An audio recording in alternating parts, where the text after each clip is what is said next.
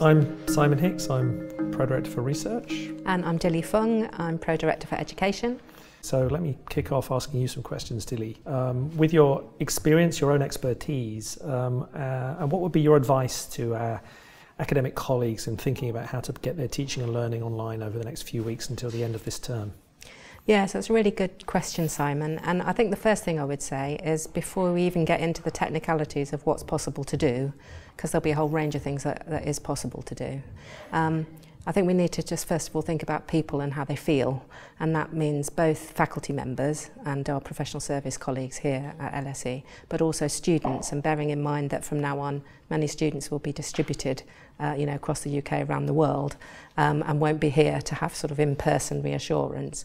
So one of the first things I think we need to think about is whatever we decide to do is how do we communicate that in the most clear, supportive and kind of collegial way to everybody that's involved in it, and make sure that people have an opportunity to get extra sort of help and advice when they need it. Yeah, I think that's very important. And the next few weeks are going to be very challenging for our staff, our faculty, our professional services staff supporting them and supporting the students, and also for the students. But what really would be your sort of hands-on advice for trying to get, for example, lectures online, or delivering some of the classes supporting those lectures, or small group teaching? I mean, is it possible to deliver a world-class educational experience in a completely different format? What I would say is, and this is kind of fundamental educational principle-based advice, when you're thinking about how could I teach this differently, I can't teach in the way that I have taught before because it's not going to be the same scenario. I'm not going to have students in a class or students in a lecture hall. How can I teach differently? Just park that question for a moment and ask yourself another question and say, how could the students learn differently? And what do I want the students to learn? So fundamental starting point is to say, what do I want the students to know, understand and be able to do during this period of time, whether it's kind of in link with what this class would have been or during this last phase of the course. What do I want them to know? And then rather than first of all thinking, how can I teach them that? Think about all the different ways in which it's possible to learn those things. And some colleagues might find it quite encouraging to know that, or perhaps slightly alarming also, to know that students learn in a vast variety of ways that go beyond our teaching. And so if you look at research, it will show that the kind of learning that really changes students often happens outside the classroom anyway, because what our very bright and engaged students will do when they learn is that they'll use all of the tricks that they've developed all the time that they've been a student, all the time they've been learners, to learn above and beyond the teaching that they get in the class. So they will know that they can go onto YouTube and watch a fabulous MIT lecture from some great world star. They will know that they can use social media to engage with other people, they can collaborate, they can talk to others to learn. They will know all sorts of ways in which they can read, follow up links, really kind of investigate a topic that take them beyond the kind of framing of what would have happened in the classroom.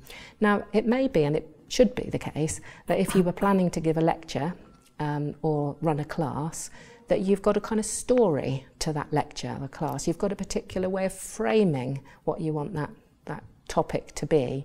And then, so think about how you could frame that from a distance. So how could you perhaps, I personally, I remember actually one time when I was teaching, instead of having sort of like session plans for what was going to happen in the sessions, I used to have session narratives. And I used to, I ended up, because the students really liked them, just publishing all of the stories. So they were like the story of the lecture or the story of the class, and kind of frame it in that kind of engaging way. And then you have to say, how can we do that? Well, we have our Moodle. And we want obviously students to be able to engage with our Moodle. So start off with all the familiar things that you can do.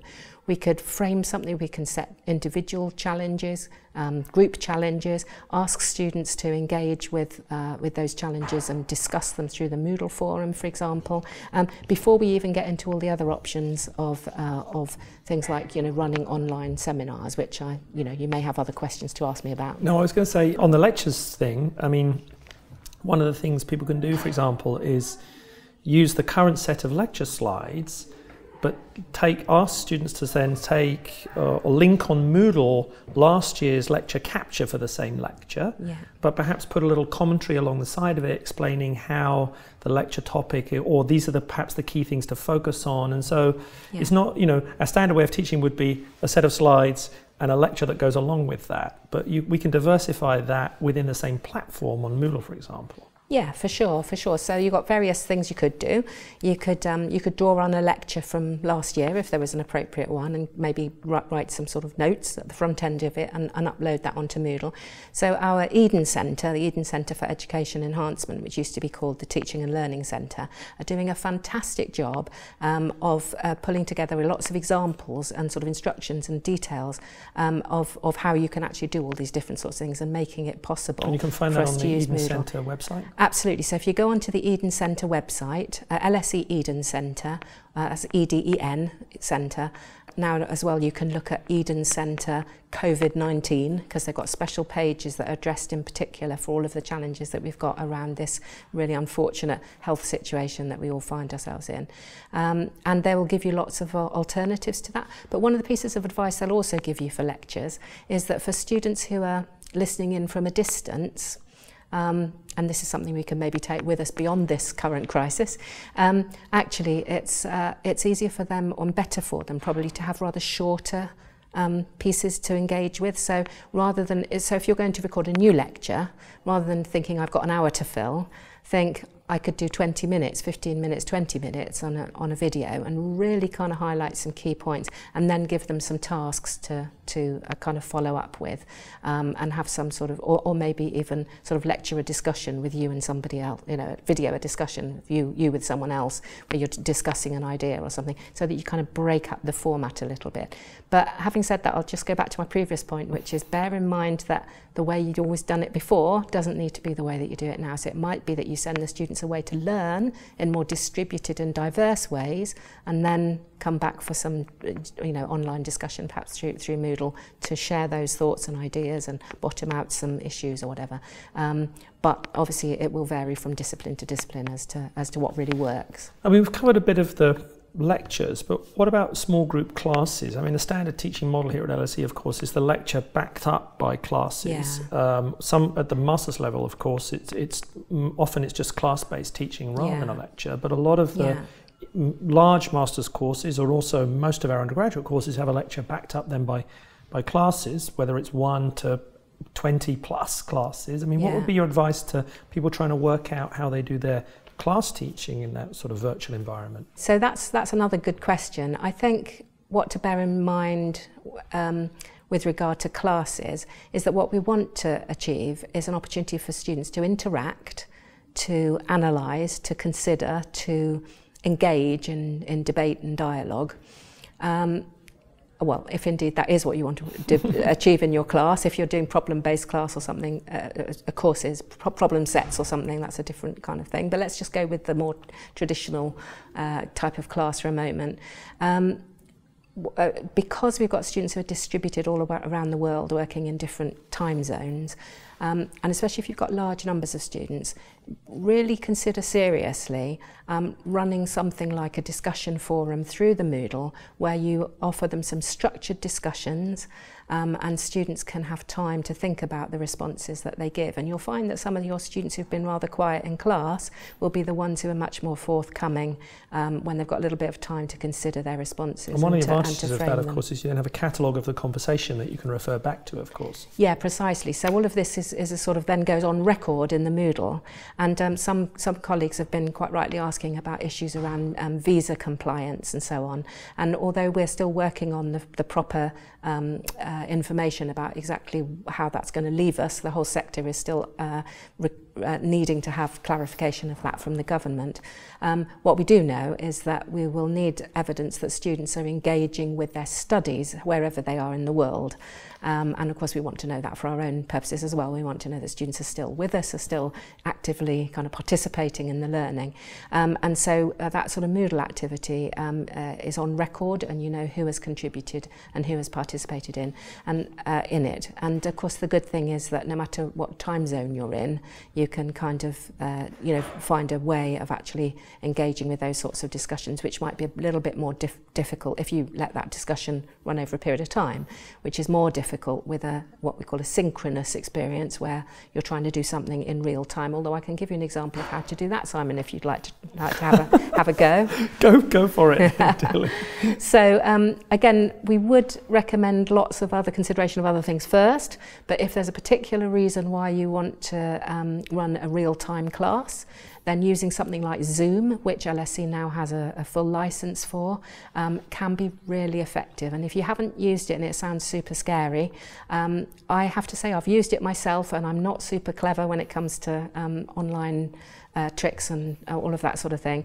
It's a really easy thing. You end up with one link that the students all just link through from, and then you have in front of you as a lecturer or as a tutor, you have your screen and you have little thumbnail pictures of all the people, or initials of all the people that are participating in the class, and then when somebody wants to speak, they can just press a button to identify they want to speak, and then their picture will come up in a more visible way, and everyone else can kind of listen in.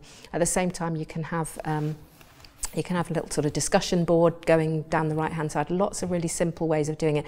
There's an absolutely an incredibly helpful outline of how to engage with Zoom, how to even start it, how to set it up through the same Eden Centre website that we talked about. But also, if you've got any doubt, just look on YouTube and say how to use Zoom, and it just shows you step by step. It's really dead simple.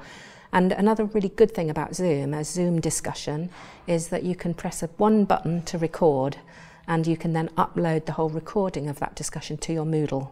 And that's what we would recommend you to do, to upload it to Moodle, which has lots of advantages. It means that any student that had difficulty at the last minute connecting, or were in just such a different time zone that they couldn't kind of connect with you through that discussion, can obviously look at it subsequently online. So let me give you an example about how we're doing it for the course that I teach, which is I teach GV 101, Introduction to Political Science, to just 300 and something first year undergraduates, and I have a team of 5 fellows and GTAs teaching the classes, and one of the fellows has told me that what he's doing is he's reconfiguring his classes.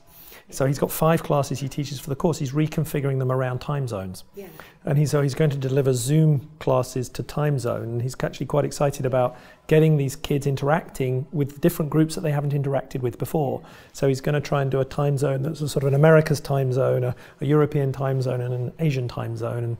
And of course, there's issues about the fact that these are probably kids then from similar countries, but nevertheless, I think he's then going to do interactively Zoom to be able to deliver classes in real time for different time zones using Zoom. I think that sounds really great, and anything you can do to set people up students up into peer study groups and to groups, to sort of collaborative groups, I think is going to be really good, both pedagogically really good, but also good for them personally, that they feel they've got a smaller group that they can connect with, ask questions, check things out with.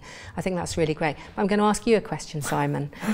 So how are you going about your examination planning? Because I know you were going to have a timed examination for this particular course. Well, I was going to ask you about advice for online examination. So for this course, there's 2 periods of two pieces of assessment. 50% of the assessment is an assessed essay, a summative essay that they delivered in January, and then 50% traditionally is on the final exam. Yeah. And so what we were initially thinking, we'd do the final exam as a sort of timed final exam, the way the current final exam is, but then we thought, do we really need to do that? Why don't we actually just take it exactly the same exam paper and do it as a take-home assignment in the same way that we had the take-home assignment for the summative essay? Yeah. So we looked at the exam paper and thought, well, part of the exam paper is small answer questions, and then there's a problem set that's reading a regression table as a problem set. And then the other half of the exam paper are 2 essays out of a choice of 5 or 6 essay questions. Yeah. And we thought, well, yes, so what that they might do incredibly well on the short answers and on, but that doesn't matter actually. We're not discriminating amongst any of the kids. They're all going to be doing exactly the same exam paper, and if they can work out how to deliver the correct answer for the problem set, then actually we're happy that they've worked that out, and they will differentiate on the essay questions. Absolutely. We'll put it all through Turnitin anyway. Yeah. We'll remind them all that the integrity is very important. They mustn't copy each other. So it's, in a sense, once we got over the recognition that in some ways this is no different to actually getting them to do the summative essay that they have to do, that they do as a take-home piece of work that they do, and we don't worry about them copying each other for that. So why should we worry about them copying each other on a final exam? So our current plan is to have that final exam as a take-home delivered via Moodle.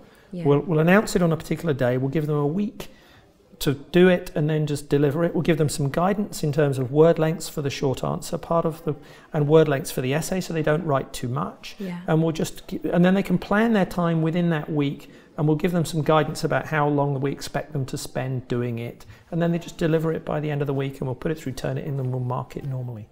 I think that's a really great solution, Simon. I really recommend that any colleagues that can kind of get their heads around doing this and just transforming an exam into an assignment would really think about doing that, because it will, it will sort of turn the dial a bit on what you get, and you'll have make some adjustments in a little bit in how you mark. But essentially, for the students, they'll be demonstrating what they know, understand, and can do, which is where we kind of came in, to you through a different kind of mode.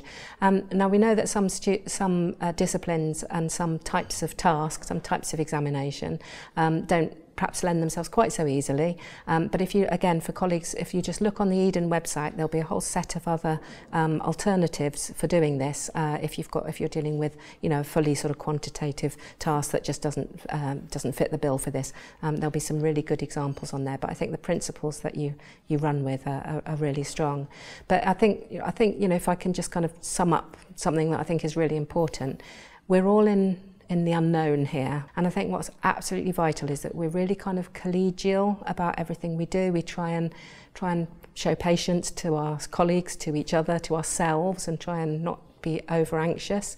Our very wise colleague, Professor Jason Alexander, head of our philosophy department, recently said we just need to make sure that we don't let the perfect become the enemy of the good. And of course we need a philosopher to remind us that this is the case. We're not aiming for perfect here, we want good, and the most important thing is it's good in the basic principles, which is it's inclusive, it's supportive, it's an experience that, although everybody will be a little bit anxious about, that there's lots of sort of reassurance in, and that obviously when we come to grade and to give students the marks that they deserve after all the work that they've put in, that we're scrupulously fair in taking into account the circumstances that everybody finds themselves in at the moment. And I know that LSE is a fabulous scholarly community, and I know that we'll work together to do that. And just don't forget, colleagues, that you can find lots more advice through the online pages, through the Eden Centre, and through the frequently asked questions there. But if in doubt, just email the Eden Centre. If it's something more conceptual, I'm very happy myself, if you want to contact me as Pro Director Education, to give you some feedback, and there are lots of colleagues that we can kind of pass your questions on to. But Simon, do you feel any more reassured? I do feel much more reassured, Dilly. I mean, the other thing I would add to that is I would encourage colleagues, when thinking about how they're going to do assessment, is to think about the administrative and technological burden and to try and keep that to a minimum. And I don't mean that for just the support staff. It's going to be a very difficult period for the support staff. A lot of them are going to be trying to do their work virtually in what could be a very difficult period for them and for the university. But also a burden for the students themselves. So think about the fact they're going to be in different time zones. They might not have high-speed internet access. There may be various firewalls they've got to get past to get access to the exam papers. And so, taking those things into account, think about, what can I design a piece of assessment that is testing the learning we want them to get, going back to your first point, in a way that is as streamlined and as easy for them to deliver and easy for us to administer technically and administratively as possible. And that's why we really moved away from thinking initially, our instinct was go for a timed online exam because that's how we do it. So then actually thinking, do we actually really need to do that if what we really want to assess is actually the learning of these students? And so, Brilliant point on which to finish, Simon. Thank you very much, Thank Dilly. you very much. And please get in touch to any of our colleagues, either to yourself, myself, or to you, Dilly, or to our colleagues in the Eden Centre, who I know are doing a great job. Thanks. Yeah, thank you.